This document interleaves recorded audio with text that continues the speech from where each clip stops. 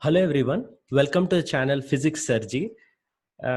Today I'm going to present to you one of the tough problems from the chapter of waves and oscillations from the book Pathfinder, which comprises of a very good collection of problems for the Olympiad aspirants. So this is a problem from the topic of Doppler effect. So the Doppler effect is one topic where we usually try to calculate the effect on the detected frequency due to the relative motion between source and observer. But in this special problem, we are asked to investigate the effect on intensity detected due to the Doppler effect. So this usually is a question that troubles my students. So I thought, as a help for my fellow channel lovers, I would present to you this problem in three parts actually. So this is a part one of this trilogy of videos on this particular topic. So this is the question that is given in the book. So if you would like to try this problem out, I would request you to pause the video here, go through the question. So we are in this particular video only going to discuss the part A as I've marked. Okay, so the entire situation, right, I'll explain it in a very quick manner. So you want to try, give it a pause and go ahead. So here is the formal wording. So he talks about a one-dimensional Doppler effect where source and detector are always moving on one straight line. And in the description of the problem, he says, we'll directly jump to this point. The point source is emitting sound isotropically at a constant power P, and the sound travels with velocity c relative to air. Nothing new to us. The part A talks about the detector is moving with a constant velocity Vd towards the stationary source in still air. Okay.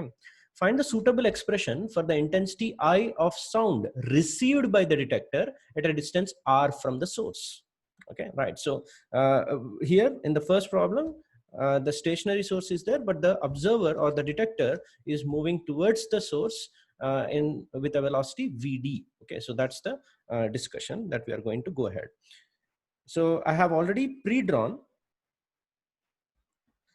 the situation with a stationary source, as you could clearly see in the diagram. Let me explain it very thoroughly here. So the source S here that I am marking in the diagram, if you could see, is having a power P. Okay, so we'll understand the definition of power.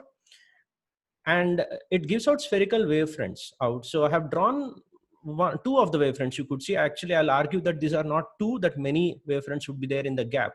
You see any of those textbooks drawing concentric circles, actually you should realize there are many more circles in between the gaps. So it's just that we draw them in discrete manner, but these circles would be in continuous manner. Okay, so let me explain what is meant by power P. Power P, or watts, is nothing but joules per second. So if I give this source a dt second of time, it actually spits out an amount of pdt energy, right? So if dt seconds is waited for, I'd end up getting pdt amount of energy out of that particular source. Okay, so what happens to this pdt amount of energy in all directions? Because he said isotropic, it spreads out in a thick sphere. You should understand the depiction of a single circle actually causes the trouble in this description. So you should think that it's actually a thick sphere, because you waited for dt seconds and velocity of sound I am taking it as c. There is a thick sphere of cdt in which the energy would be encompassed. So let me shade it for you so that you can have a clear visualization of that. So this shaded sphere, a thick one, please understand this is a differential thickness. So dt is a very small amount of time that we are looking at. So it's a sphere, yes, of radius r, but has a thickness of cdt. Okay, so in that, how much energy is there? Let me reiterate. It's the pdt amount of energy that is there inside this particular thing. So as it starts moving out, it expands its radius, and therefore the same amount of energy starts spreading on a bigger area, and this energy per area is the amount of, or directly related to the intensity at any place. That's why for persons who are far away, this sphere would have expanded to a greater area, and hence they will be listening to a lesser intense sound. Okay, so it's energy that is conserved, but it's the area that keeps increasing. This is a basic concept you need to have an idea about. So by the time the detector is actually at the receiving end at a distance r, he is already traveling. You could see in green I have depicted the observer or detector O moving towards the source with a velocity of vd. Okay, now let's try to understand if he's trying to cover this particular distance. Now he wants to crash through this particular energy or cross this energy. He has to pierce this distance of cdt. Okay, how much amount of energy per unit area that he is going to detect, that's called the intensity that he detects. So I'll say here the intensity detected, listen carefully to this, the intensity detected would be simply the PDT amount of energy that you are talking about. But all of PDT he can't cover, right? Because he takes only a chunk of this area. So you have to talk about energy per unit area that he will get it. So the PDT, which was completely available in that 4 pi r square, that part only he will be able to cover. So PDT divided by 4 pi r square. So this is energy per unit area. Please remember, intensity is energy per unit area detected per unit time.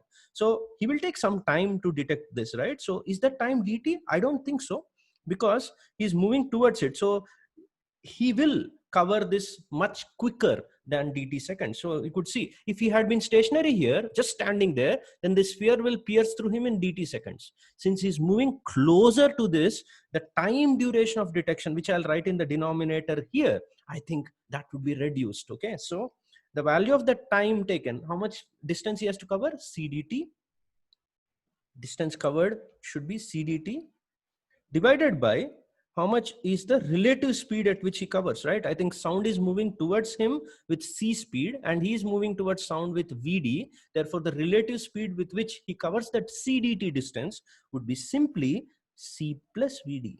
I just did distance by velocity to get time. So please understand, the upper bracket is energy per unit area, and the lower bracket is nothing but the detection time in comparison to emission time. If dt seconds is the emission time from the source, detection time is smaller than that. That's why he feels that it is far more intense sound. Okay, so if you cancel out that value of dt, you will end up getting the required answer. So p divided by 4 pi r square into this entire thing goes up, and it will become vd by c. Okay, right. So I also tried to impress upon this entire concept in an alternative fashion here in terms of the number of pulses. Few people generally are more comfortable with the frequency. I have not used any frequency here. So those who are comfortable with frequency, they could think that in 1 second, if f is the frequency of the source, f pulses come out and it gives out p joules. That's what 1 second means, right? So if p is the power, in 1 second, p joules should come out. So in dt seconds, how many pulses should come out? f dt, right? So in 1 second f pulses, dt seconds, it should be f dt, and these number of pulses should be spread in how much width? I think again the same logic, it should be spread in cdt amount of width, and that means cdt width will contain this radial width, whatever is there will contain how much energy?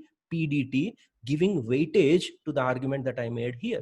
So whether you do it this way or whether you do it this way, this should be the required answer. One of the major mistakes that some of my students used to do in this particular problem is to just use the mucked up formula for the intensity, which contains a frequency square and all that, and that is not the way to do it. You need to understand how this detector is going to feel or cut through this energy as it moves closer, and thereby giving you the correct answer. Okay, right?